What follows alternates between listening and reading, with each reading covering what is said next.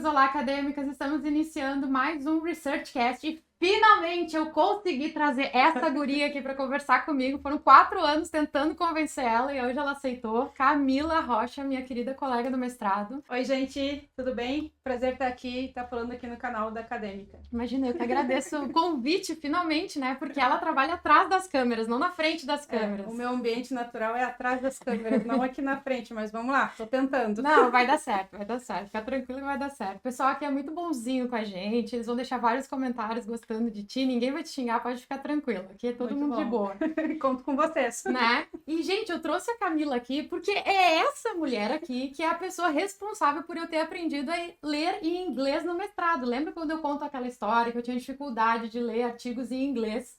E aí eu ficava lá chorando, preocupada, tentando botar no Google Tradutor, não dava certo. Aí ela olhou pra mim do jeito dela e disse assim: Amália, vai ler essa merda em inglês de uma vez.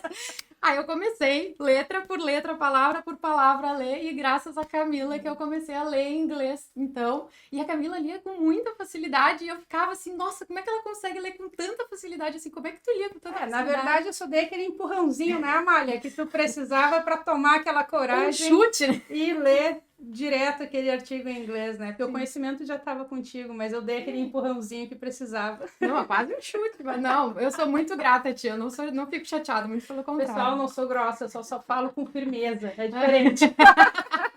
Ah, muito bom. Tá, mas e de onde é que veio essa facilidade tanto em inglês? Porque eu lembro que eu sofria para ler um artigo em 3 semanas e tu chegava, esse final de semana não rendeu. Tive que ler os artigos no meio da minha família, tava todo mundo lá, eu botei o fone de ouvido e li em 2 horas. E eu, puta que pariu, que merda, ela leu só em 2 horas.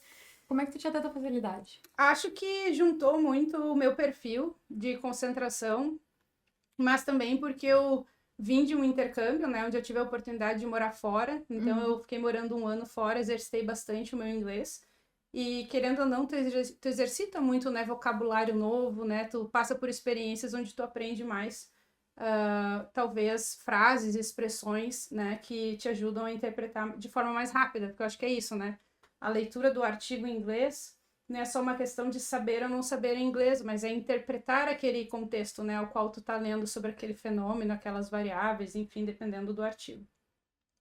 Mas isso se uniu muito ao meu perfil de concentração.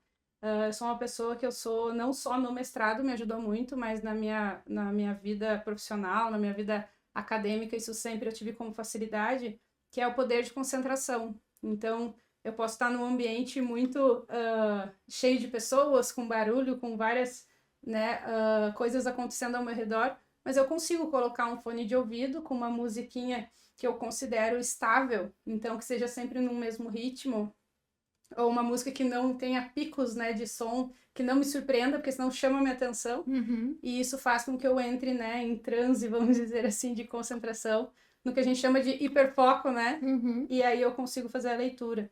Então, sim, eu tinha facilidade, eu continuo tendo facilidade de conseguir fazer essas leituras mesmo num ambiente mais agitado, né? Mas eu também considero que para ler os artigos em inglês, sempre que tu pega um artigo pela primeira vez, porque, por exemplo, eu mesma, né? Eu estudei muitos anos inglês, desde criança, né? No colégio, fazendo cursinho com colegas, fazendo com professora particular, ou até mesmo quando eu estava no meu intercâmbio, eu continuei estudando inglês, né, para pegar fluência, tu sempre acaba estimulando, né, essas facilidades de tudo, de fazer a leitura, e eu sempre li muito, né, eu lembro que quando eu cheguei na minha viagem, eu costumava comprar livros já em inglês, mas eu lia de tudo, né, tanto romance como ficção, enfim, o que eu estava afim eu lia já em inglês.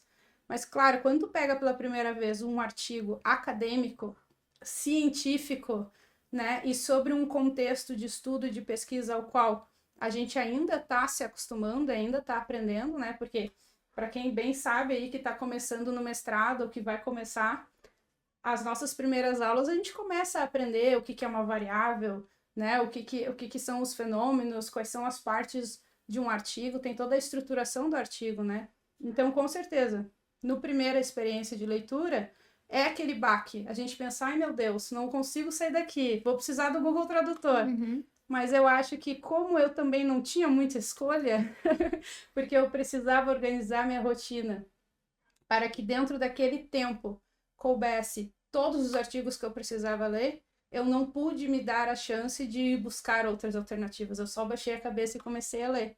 Só que, claro, daí a gente vai descobrindo formas de destacar palavras que aparecem no meio do texto e que tu não sabe o que são, né? Ou então frases que ficaram com um sentido que não fez, né, que tu não entendeu muito bem, tu não soube interpretar exatamente, então eu ia destacando.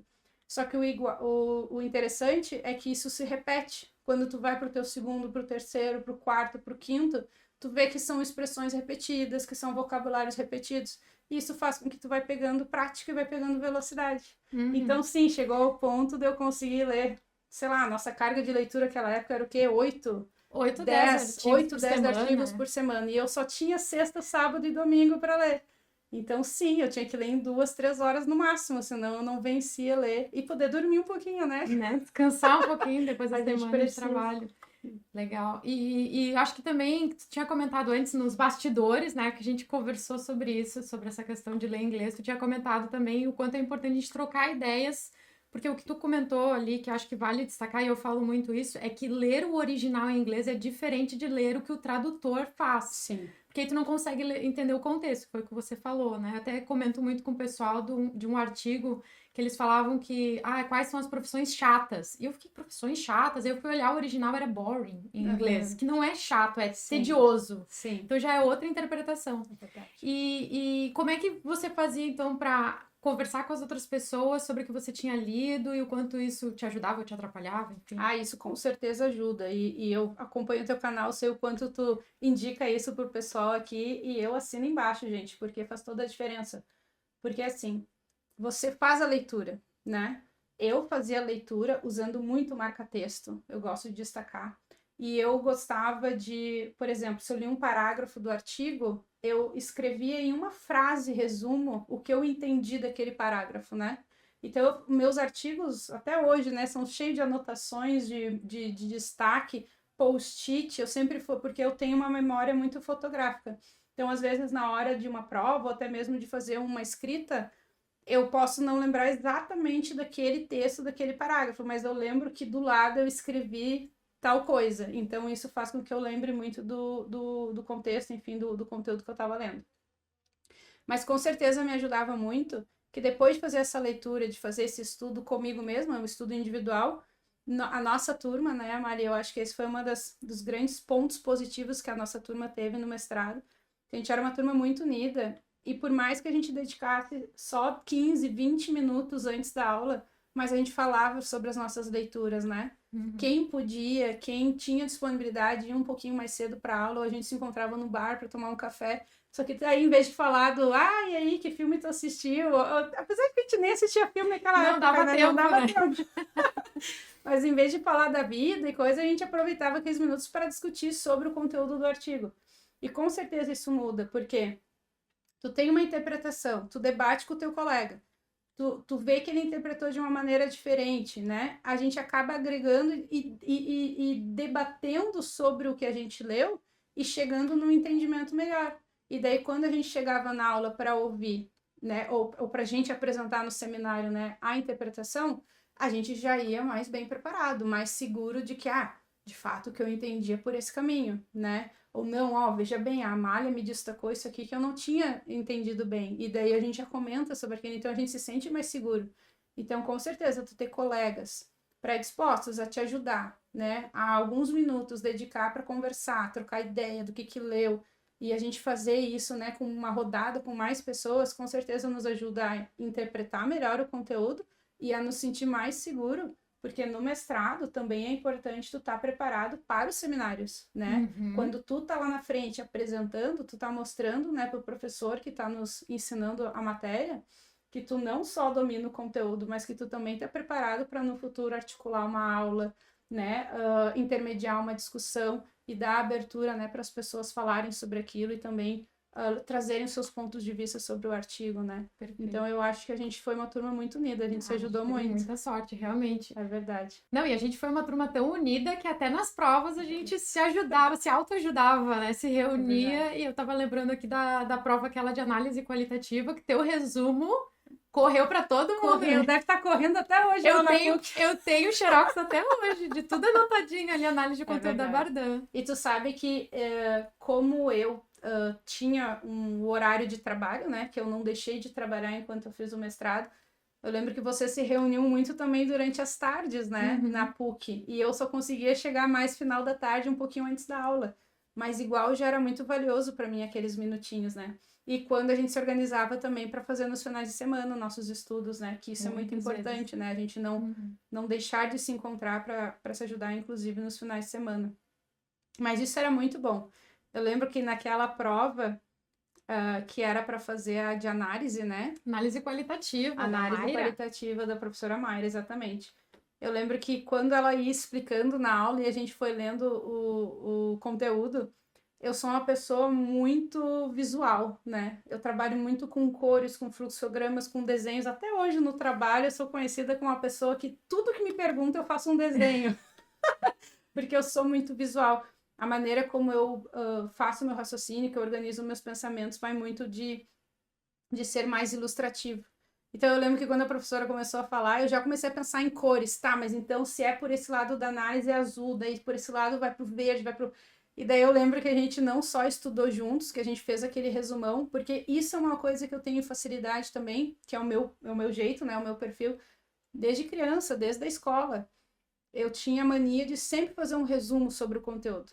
E eu me esforçava tanto para fazer aquele resumo, que às vezes era meia folha A4, né? Ou uma folha A4, frente e verso, enfim. Que eu ficava tão em cima daquele resumo que eu não me dava conta que, na verdade, eu já estava memorizando todo aquele conteúdo, né? E aprendendo e achando formas de deixar mais ilustrativo o conteúdo.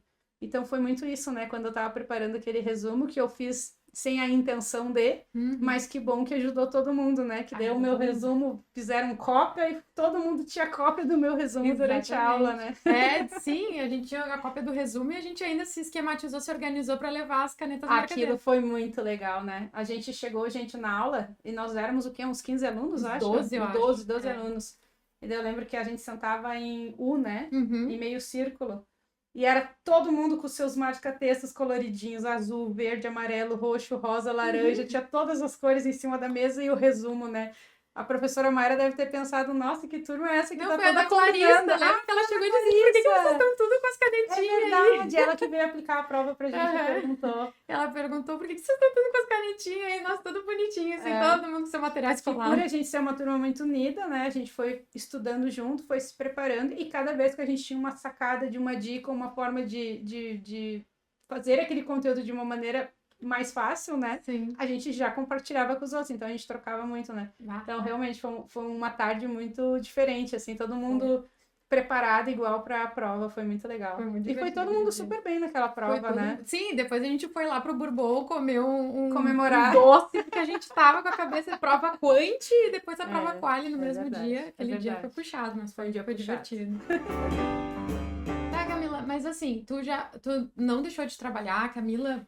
Vocês não conhecem ela, né? Tô conhecendo hoje, mas a Camila enfim, tem um cargo de gestão numa grande empresa aqui do Rio Grande do Sul, uma empresa consolidada, e ela resolveu, então, em vez de fazer uma pós-graduação que ela já tinha feito, ela resolveu fazer, então, um mestrado acadêmico. Mas por que raios tu resolveu fazer justo mestrado acadêmico e não um mestrado profissional, por exemplo? Então, acho que também vem um pouco do meu perfil, Amália, porque... Na verdade, eu sempre fui apaixonada pelo mundo do business. Desde o início, acho que quando a gente se conheceu, né, a gente falou muito sobre isso, porque eu tinha certeza que eu queria fazer algo de pesquisa voltado ao mundo empresarial, né? Enfim, ao contexto empresarial, né? E aí eu lembro que tu era muito decidida, que tu gostava desse ponto de vista do consumidor, né? Então, eu sempre fui muito da área do business, sempre me interessei muito desse, né, esse contexto empresarial, esse dia a dia das empresas. E sempre foi meu sonho trabalhar numa grande empresa. Só que eu sempre tive esse meu lado muito didático, né? Esse lado que eu sempre me identificava, assim. que eu sempre queria ajudar os outros, eu gosto de ensinar, né, dentro, né, do pouco que eu sei, enfim, tentar compartilhar o conhecimento, mas, e esse lado didático, esse lado mais professoral, que dizem que eu tenho, que é muito voltado a perfil mesmo, sempre me fez ter esse interesse do mestrado acadêmico. E quando eu tive a oportunidade de fazer o mestrado, que também vale comentar aqui com o pessoal, eu sempre tive vontade de fazer mestrado, mas o que viabilizou o início do meu mestrado foi justamente uma iniciativa da empresa que eu trabalho, né? Que na época fez um processo seletivo para dar bolsas, né, de estudo para cursos já de pós-graduação. Eu me inscrevi e eu fui aceita, enfim, foi uma das aprovadas. Então foi a empresa que eu trabalho hoje que proporcionou dar o primeiro passo e eles me fizeram a mesma pergunta, né? Tá, mas por que o acadêmico? E é justamente o diferencial é tu unir as duas visões, né? Eu já vinha com uma experiência de alguns anos no mercado de trabalho. Eu já tinha feito a minha graduação. Eu já tinha concluído um MBA em marketing também. Então, eu tive a experiência de passar por muitas disciplinas de gestão de projetos, né, de matemática, de economia, enfim, onde eu pude ver, e era uma escola voltada a cases de mercado. Então, eu pude passar por muitos cases e estudar em cima disso. E aí eu tinha essa vontade, nesse lado didático que eu tinha e que eu gosto da teoria, de cruzar com esse conhecimento mais acadêmico. Então, propositalmente, eu achei que seria uma união de sucesso, né? Eu achei que seria algo que realmente eu poderia ter uma visão diferenciada sobre o que eu estava vendo sobre os cases. E, de fato, foi uma das coisas que eu conquistei, assim. E eu não me arrependo. Claro que o mestrado acadêmico requer que tu tenha uma organização bem diferente, porque ele tem uma exigência diferente, ele não é adaptado à rotina de quem trabalha numa empresa, porque ele requer uma carga horária e muitas horas de estudo, mas não é impossível. Ali no mestrado, eu lembro sempre da professora Mayra falando isso para nós no primeiro dia de aula, tu lembra?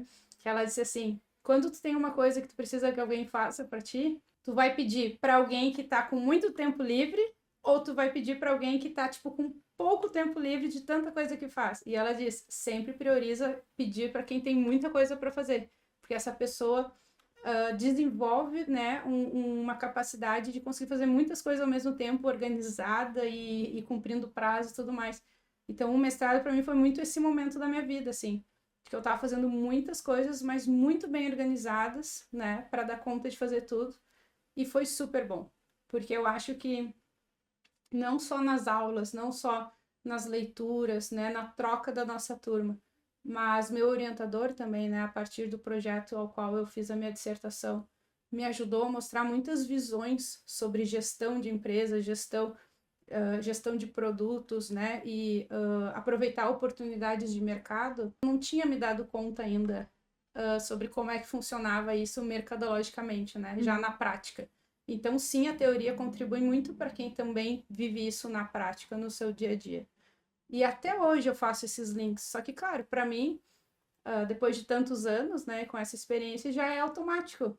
Mas com certeza foi um mestrado que acabou me abrindo muitas visões. Fui conquistando ao longo do tempo. Então, não me arrependo em nada. Faria tudo de novo. Passaria várias noites acordada, muitas leituras. Com certeza, vale muito a pena. Legal. Daí, Camila, eu lembro que tu não começou direto no mestrado acadêmico, né? Tu fez umas disciplinas como aluna especial. Explica como é que tu te organizou para iniciar esse projeto, então, de fazer o mestrado acadêmico. Ah, sim, isso foi bastante interessante. Porque quando eu tive a oportunidade de ter a bolsa, eu precisava começar o curso ainda naquele ano.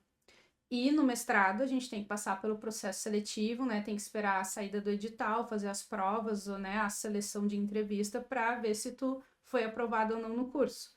E como já era meio do ano, isso só aconteceria no final do ano para o próximo ano letivo. Então, o que acabou sendo uma necessidade, na verdade, foi uma baita oportunidade para mim, né? Porque daí o que eu fiz? Eu comecei a pesquisar qual curso eu queria, e aí eu optei pela PUC, né, pela Escola de Negócios lá da PUC. Eu vi que tinha a oportunidade de eu fazer já algumas disciplinas como aluna especial e já aproveitar os créditos para o curso caso eu fosse selecionada. Então foi isso que eu fiz. eu optei em fazer duas disciplinas bem focadas em coisas de empresas, assim, bem em conteúdo. Eu lembro que uma era a cadeira do professor Sampaio, né? E a outra do professor Perim, que acabou sendo o meu orientador. Daí eu já tinha leituras e discussões bem voltadas ao mundo empresarial, à gestão de negócios, gestão de mercado, de produtos, enfim. Então, eu fiz essas duas disciplinas como aluno especial no semestre anterior, e quando eu entrei no mestrado, eu já vinha com essas disciplinas já feitas, né, com esses créditos já feitos. Mas, né, formalmente, vamos dizer assim, eu entrei no mestrado junto com você só no outro ano letivo. Entendi. E tu aprendeu muita coisa como aluno especial? Com certeza. E eu acho que o dia que foi mais memorável foi justamente o meu primeiro dia de aula. Como aluno especial, o que aconteceu? Porque assim, óbvio, eu sempre quis fazer mestrado, mas eu nunca tive um canal da acadêmica à minha disposição, porque hoje é só entrar aqui, tu tem todas as dicas, não tem por que passar por isso, né? Mas naquela época... Era tudo mato aqui. Né? Mas naquela época, eu confesso que eu não fui muito atrás, assim, né?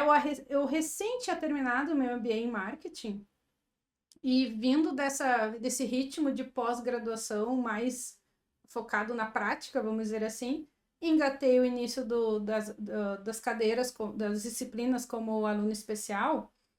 E eu lembro que daí naquele dia eu saí mais cedo do trabalho, né? Porque eu tinha um acordo com a minha empresa, então 2 vezes por semana eu saía mais cedo para ir para as aulas. E aí eu lembro que eu fiz as contas. Não, a aula começa às 2, vou meio-dia lá para a PUC, faço a minha matrícula, 2 horas estou na aula, bem tranquilo. E foi um perrengue, né? Porque daí eu entrei, daí eu descobri que antes de eu entrar na disciplina eu já tinha que fazer o pagamento da matrícula e não deu para fazer no cartão. Eu tive que ir até o banco tirar dinheiro para pagar no dinheiro, enfim, naquele ano esse era o procedimento financeiro na PUC, mas hoje em dia eu acredito que está bem mais fácil. E daí nisso eu já me atrasei, cheguei na aula atrasada, o que para mim não é normal, porque eu priorizo e tento ser muito uma pessoa pontual. Mas naquele dia, infelizmente, me atrasei. A aula começava acho que às 2, eu cheguei às 2:30. Já assim, me culpando horrores, né? De tipo, como é que eu chego atrasada no primeiro dia? Mas daí eu pensei, entre chegar atrasada ou perder o primeiro dia de aula, azar, vou chegar atrasada, porque eram aulas que iam até 5, né? 5, 5:30. Cheguei atrasada, né? Todo mundo só me deu uma olhadinha, assim, me sentei, abri um caderno, peguei uma caneta e não tava entendendo nada, tipo, do que eles estão falando, que leitura é essa, tipo, porque eu não sabia como que era a dinâmica de uma aula de mestrado, né?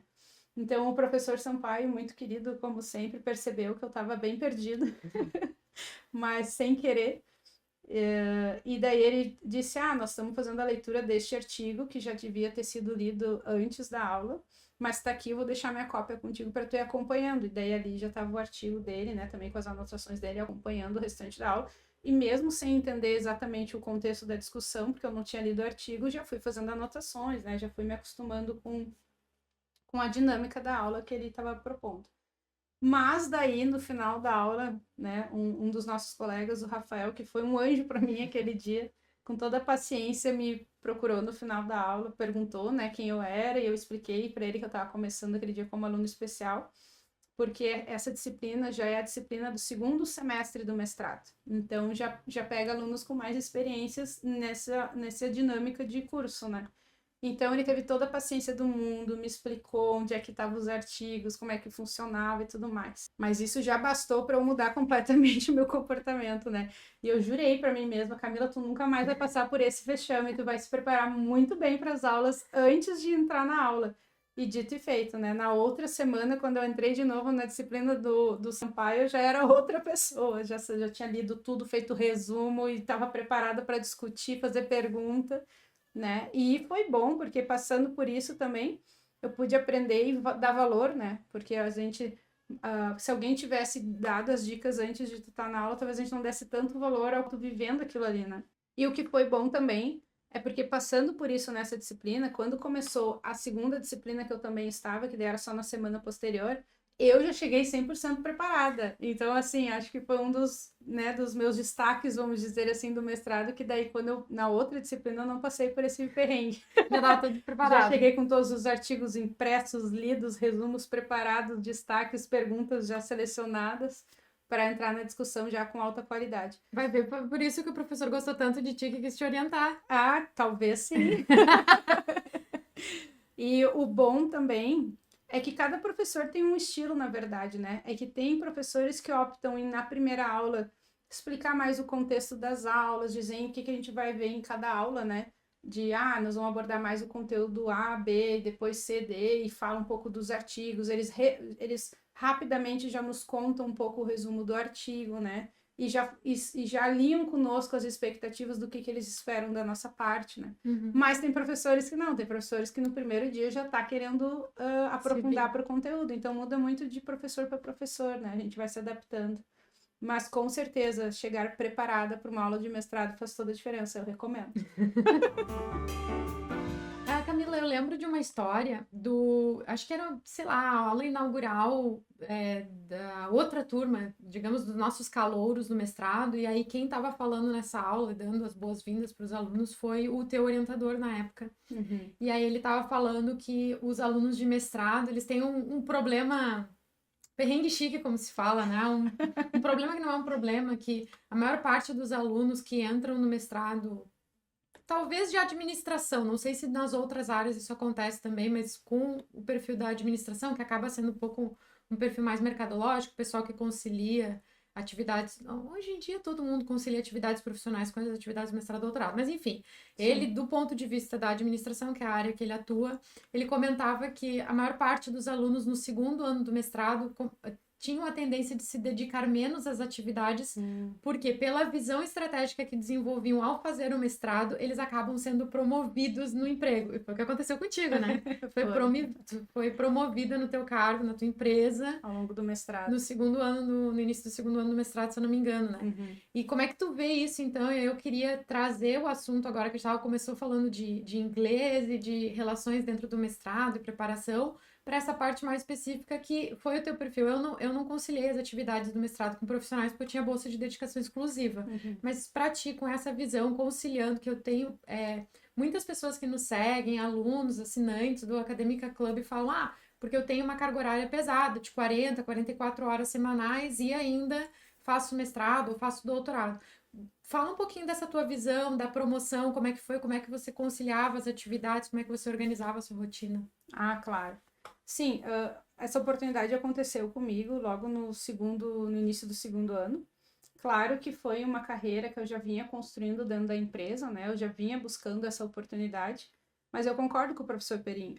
O mestrado nos prepara muito por esse ponto de vista diferente do que quem só está na prática, né?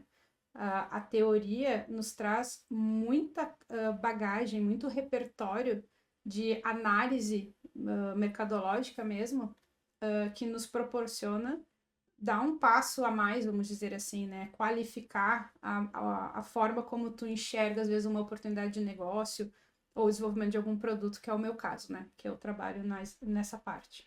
Então, sim, veio a promoção. Acho que também fruto da oportunidade da bolsa, né? Então, a empresa já esperava isso de mim.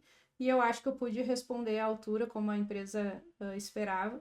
E eu não só fui promovida, mas eu também assumi um novo desafio, né? Um novo cargo que veio com umas funções bem novas para mim, né? Eu atuo até hoje.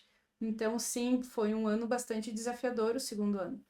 E principalmente porque o primeiro ano é muito marcado pelas aulas, né?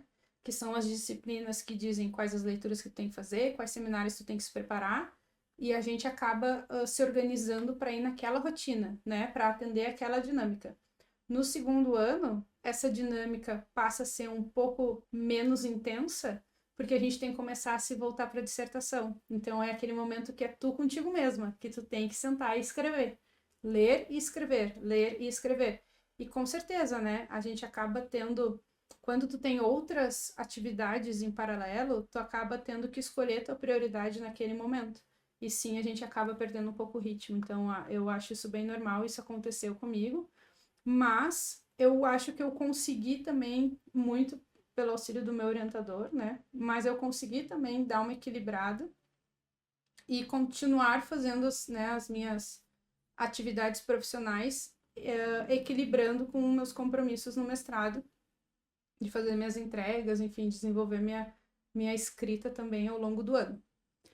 E eu acho que o grande segredo, que para mim, sim, a minha rotina já foi totalmente o oposto, né? Desde o meu dia 1 no mestrado, eu sempre trabalhei minhas 40, 44 horas semanais, dependendo da semana, e eu tendo que equilibrar isso com as aulas e com a rotina de leitura.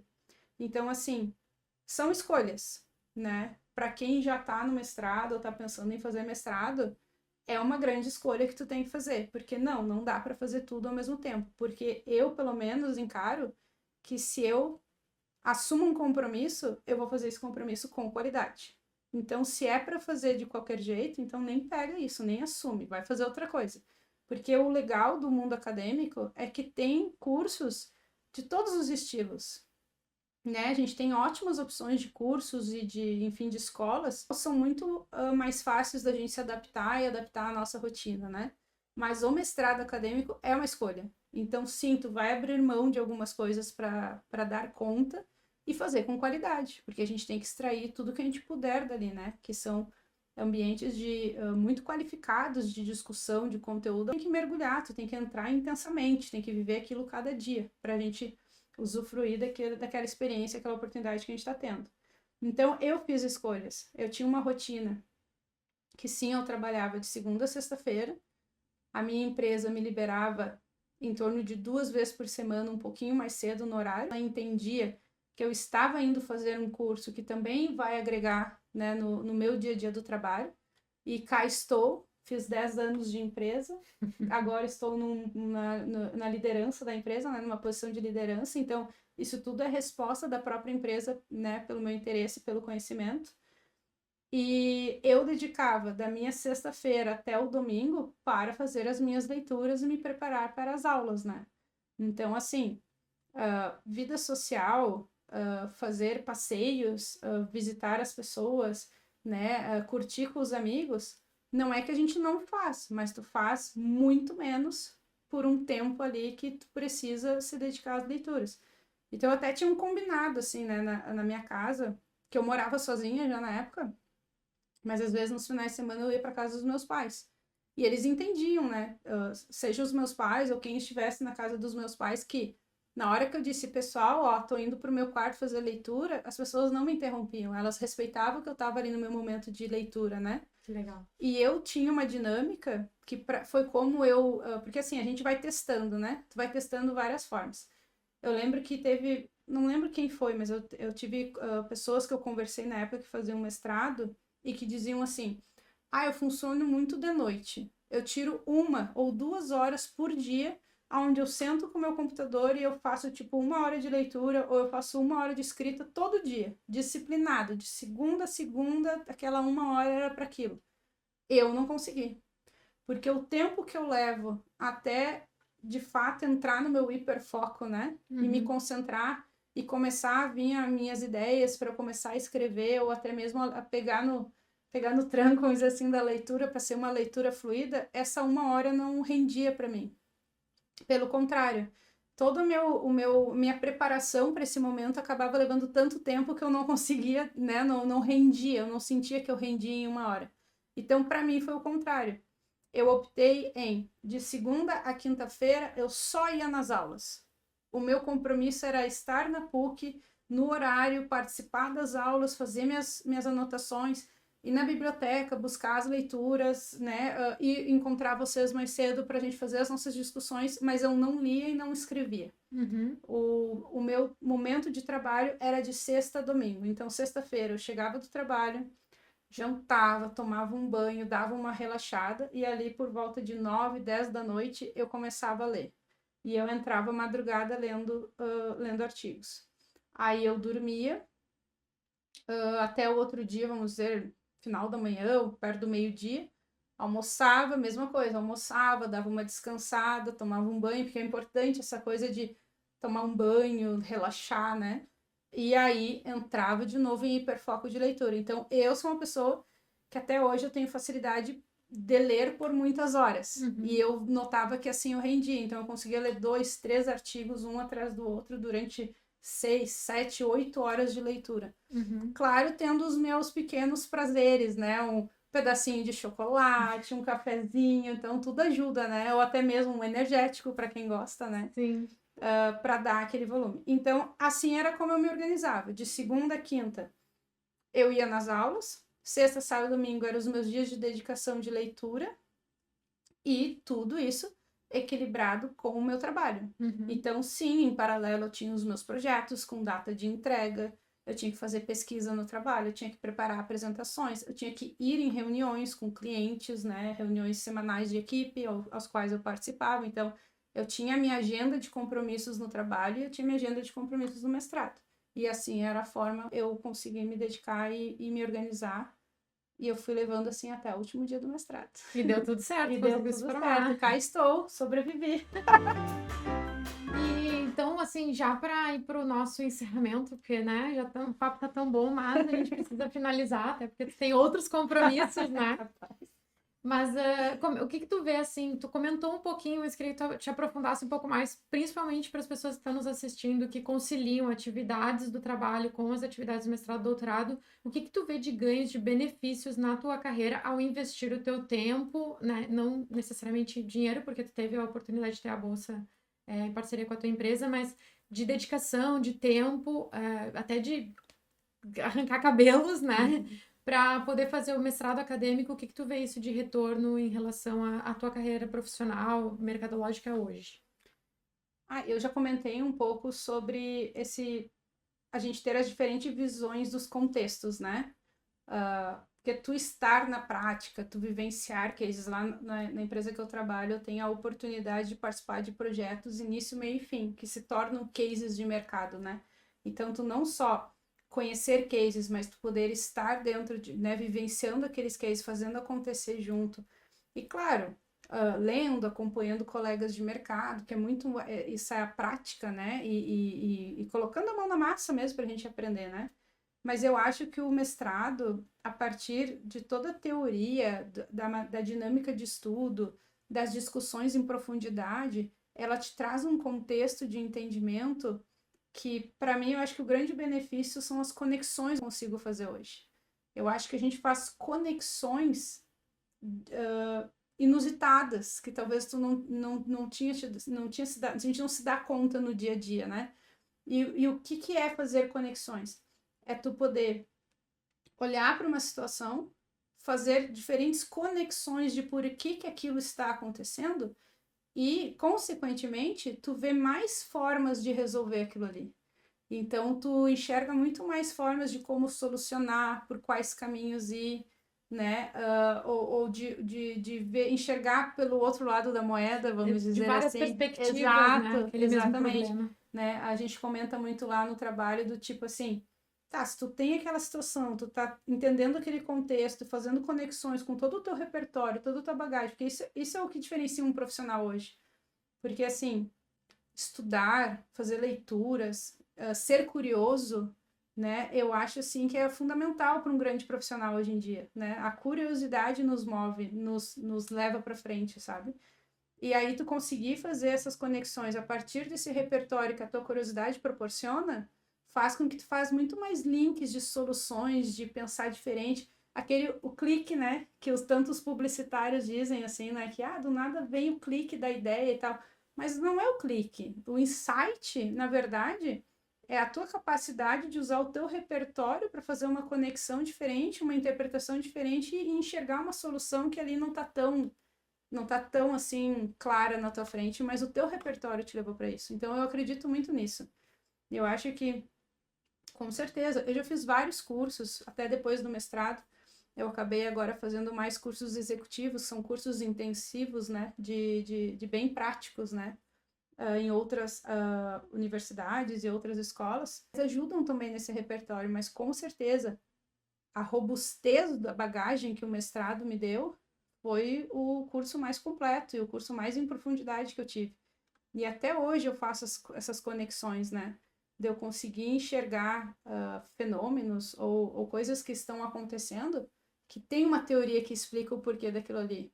E acredite, não só do mercado ou do que está acontecendo com as empresas ou com o mercado, os clientes, mas de comportamento de pessoas que estão em cargos importantes dentro das empresas ou na gestão da empresa, tem teorias que explicam até os motivos daquilo estar sendo feito, das escolhas serem feitas, sabe?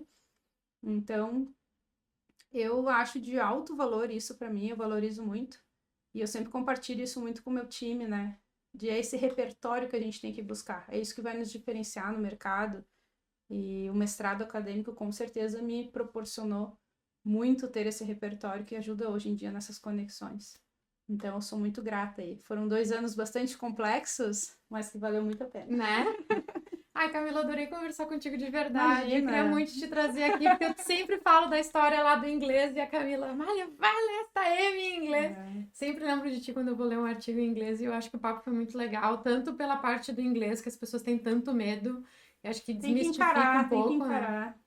E essa parte mercadológica também, que as pessoas, porque, né, tem uma carga horária enorme. E a Camila, com muita maestria, conseguiu conciliar as atividades profissionais dela, que não eram fáceis, eram bastante exigentes, né? A gente criou uma amizade muito próxima, e eu pude acompanhar essa fase dela. E o mestrado também exigia bastante dedicação da gente, exatamente por ser acadêmico, né?